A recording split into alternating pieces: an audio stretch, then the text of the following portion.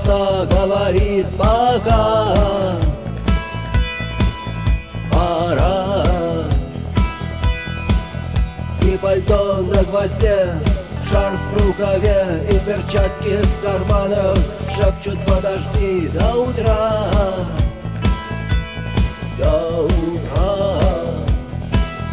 Но странный стук зовет дорогу. Может сердце, может ступень. И когда я обернусь на пороге, я скажу одно лишь слово: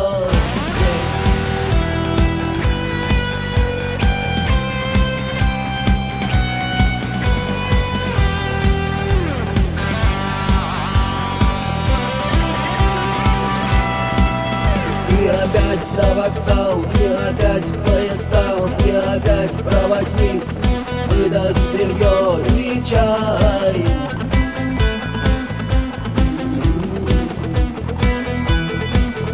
И опять не усну, и опять сквозь грохот колес не послышится слова.